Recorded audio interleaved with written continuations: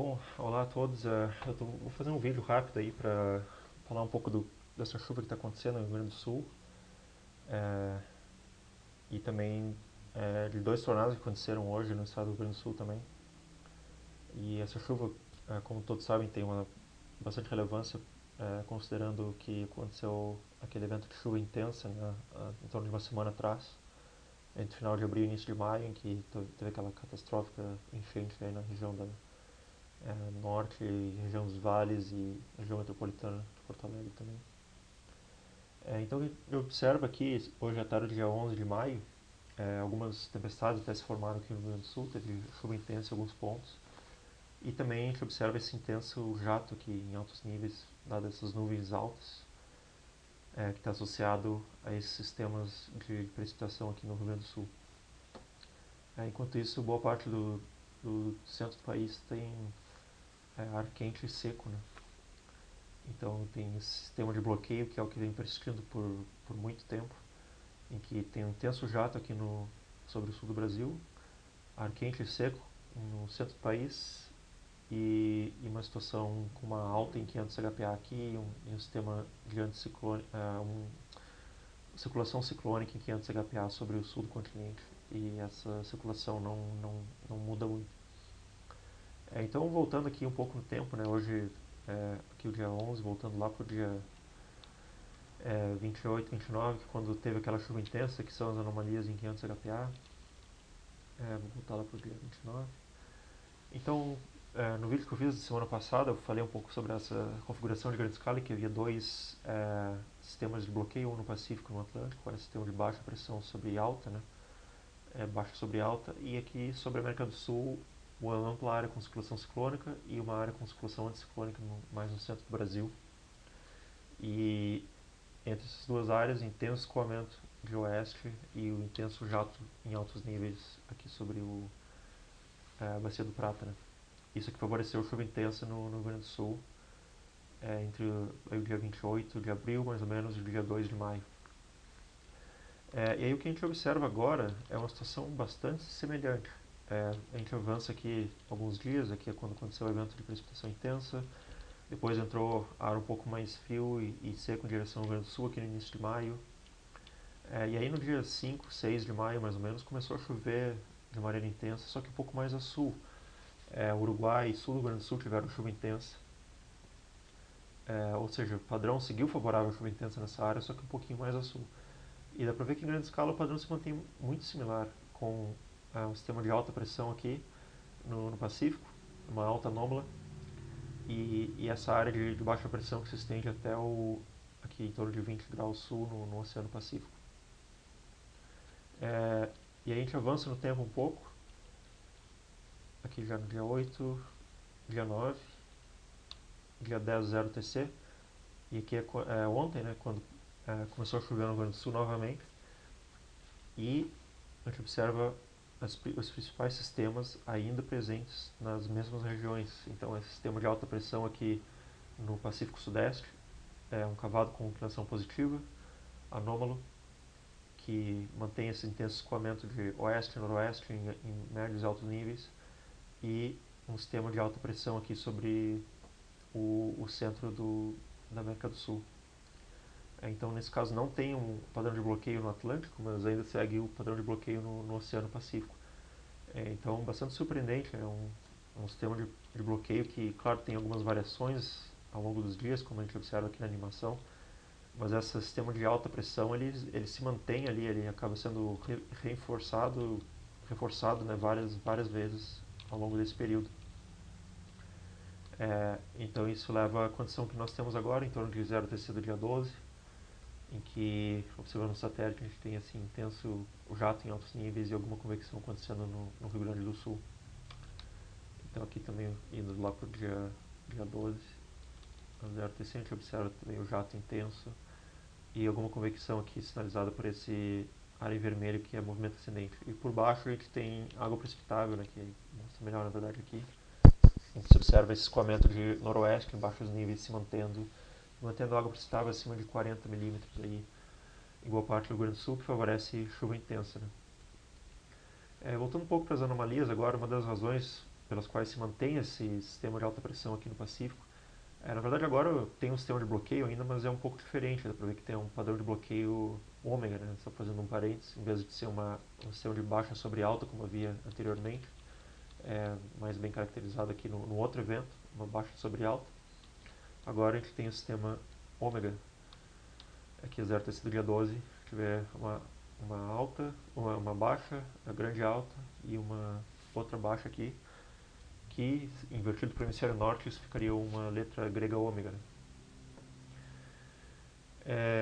Então, uma das razões pelas quais se mantém esse sistema de alta pressão aqui em 500 HPA é a ocorrência dessas incursões de ar com alta quantidade de água precipitável, ar quente e úmido, né? Desde os subtrópicos no Oceano Pacífico até latitudes mais altas em torno dessa longitude aqui de 120 e 100 graus oeste. Então se nota aqui no dia 9 uma incursão de ar úmido com anomalias de água precipitável significativas aqui, e depois no dia 12 também, 13, que seria no próximo amanhã, né, domingo, na verdade segunda-feira, uma ampla incursão de ar quente e úmido a sul dessa crista, e essa incursão de ar quente e úmido ela favorece a ocorrência de movimento ascendente nessa área, porque tem um cavado aqui em 500 HPA se aproximando da crista. Tem incursão de ar quente e úmido em direção aos polos, então tem movimento ascendente nessa área aqui ao longo dessa frente. E isso causa movimento ascendente e vento divergente em altos níveis, que é o que mantém essa crista. Então, se a gente for aqui no dia 12 a 0, quando começa a excursão de ar úmido, a gente observa aqui a água precipitável em verde, valores aí de 30 a 35 milímetros, avançando em direção a latitudes mais altas. E o que a gente observa conjuntamente a isso é a ocorrência de movimento ascendente, em vermelho aqui, ao longo desse jato, que está bastante meridional nesse dia aqui, dia 13. E esses vetores indicam o vento divergente em altos níveis, ou seja, tem divergência associada a esse movimento ascendente. E esses ventos divergentes, né, que são ageostróficos, eles convergem no interior dessa crista. Dá para ver que tem uma certa convergência em altos níveis no interior dessa crista. E é isso que mantém essa crista anômala intensa aqui, que na verdade é o principal precursor desse sistema todo de precipitação que está atingindo o Rio Grande do Sul, dessa frente estacionária. Então, o que isso quer dizer é que essa precipitação que acontece no Rio Grande do Sul associada a essa frente estacionária está associada ao que acontece corrente acima no Oceano Pacífico, e principalmente a manutenção dessa crista anômala aqui pelas constantes incursões de ar úmido em direção a latitudes mais altas, corrente acima dessa crista, que causa um movimento ascendente, liberação de calor latente e aquecimento da troposfera em altos níveis nessa região aqui, mantém a crista em médios e altos níveis. Aí focando um pouco mais no Rio Grande do Sul agora, eu vou falar um pouco sobre o que está acontecendo nesse momento. Então, como o satélite mostra, aqui tem algumas tempestades acontecendo no Rio Grande do Sul. Se for para análises do GFS aqui às 18 TC, olhar o Cape da parcela mais estável, dá para ver que tem algum Cape aqui, principalmente no norte do estado. E essas barbelas são os elementos do vento de 0 a 6 km, que está bastante favorável a tempestades severas, inclusive. Dá para ver aqui acima de 40, 50 nós, que favorece até a ocorrência de supercélulas, inclusive. O problema é que a instabilidade termodinâmica não é muito alta. Se a gente olhar o Cape aqui o ML Cape, né, que é da parcela de mistura em baixos níveis, dá para ver que mal chegava a 1000 joules por quilograma no norte do Rio Grande do Sul, mas com consideramento do vento um tanto favorável, né. E ocorreram 2 tornados no Rio Grande do Sul hoje pela tarde. Esses tornados, um deles foi muito bem filmado na cidade de Gentil, e outro que aconteceu em Cambará do Sul, no Rio Grande do Sul. E se a gente olhar aqui, pegar um campo aqui do modelo GFS, a gente pega uma área aqui onde tem Cape aqui no norte do Rio Grande do Sul, por exemplo. Dá para ver que o Cape é bastante baixo, né, mas esses elementos do vento é bastante intenso de acordo com o GFS. E o GFS ele é um pouco seco, né, ele acaba subestimando um pouco a instabilidade termodinâmica. O modelo europeu indicava até um pouco mais de Cape nessa área, esses elementos do vento bastante favorável. Se a gente mudar aqui para o modelo europeu, isso aqui é 0TC, né?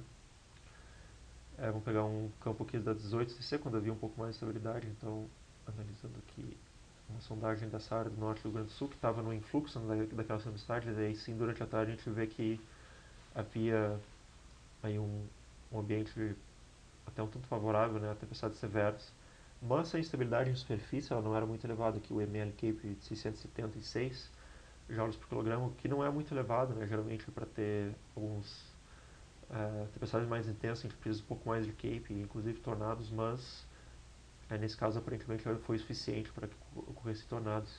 E outro fator que foi um tanto favorável foi a existência de bastantes elementos do vento entre 0 e 1 km de altura, né? Então, assumindo uma tempestade que se move aqui para leste e nordeste, uma supercélula, por exemplo, a helicidade relativa à tempestade aqui entre 0 e 1 km seria considerável, né? Não muito elevada, mas provavelmente suficiente, principalmente pelo fato de que o vento aumenta rapidamente em 1 km de altura, pelo audógrafo aqui.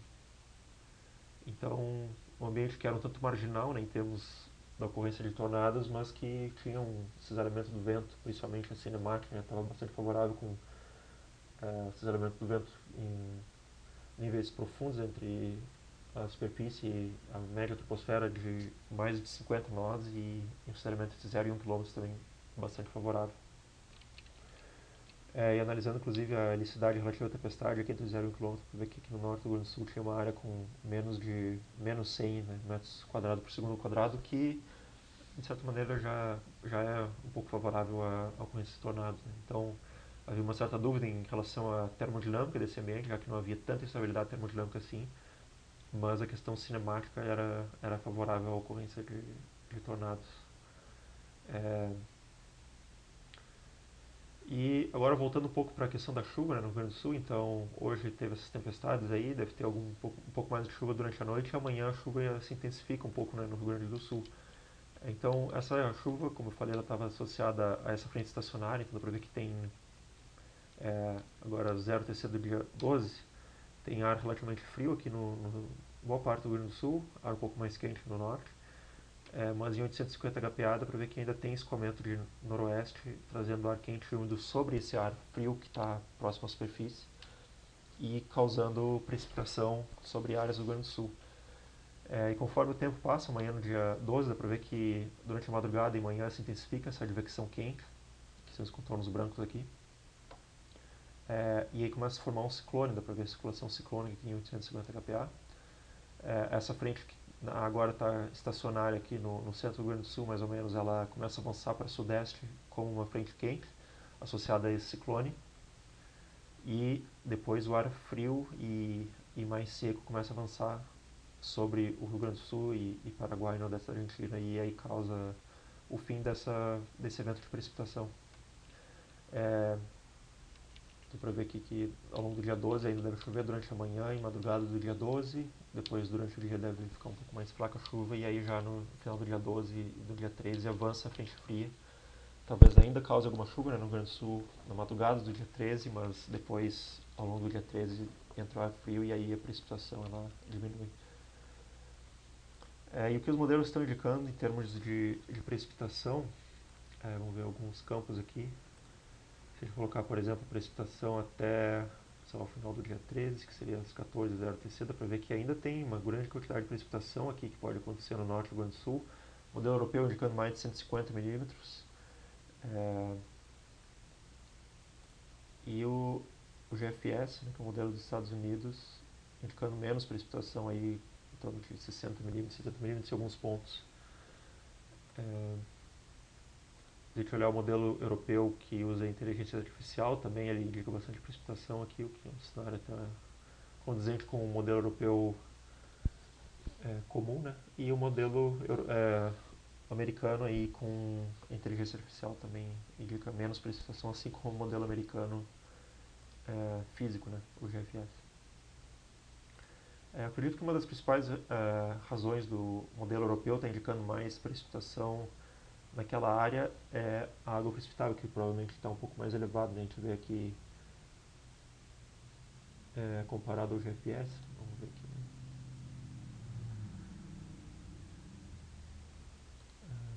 modelos.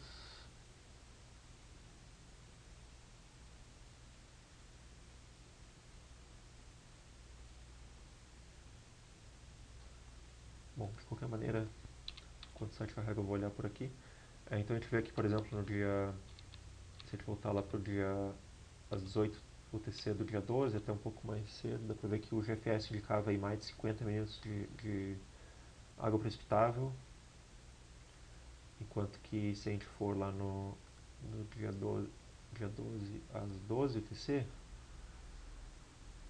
a gente vê que o modelo europeu aí indicava mais precipitação, né? Aqui é 1.8, 1.9 polegadas. 2 polegadas são 50 milímetros, né? Então 1.9 é um pouco... seria os 45 milímetros provavelmente. No norte do Rio Grande do Sul, enquanto que o GFS ele indica menos umidade aqui no norte do Rio Grande do Sul e mais umidade no centro do Rio Grande do Sul, né? Associada à frente, e aí a frente causando um pouco menos de chuva.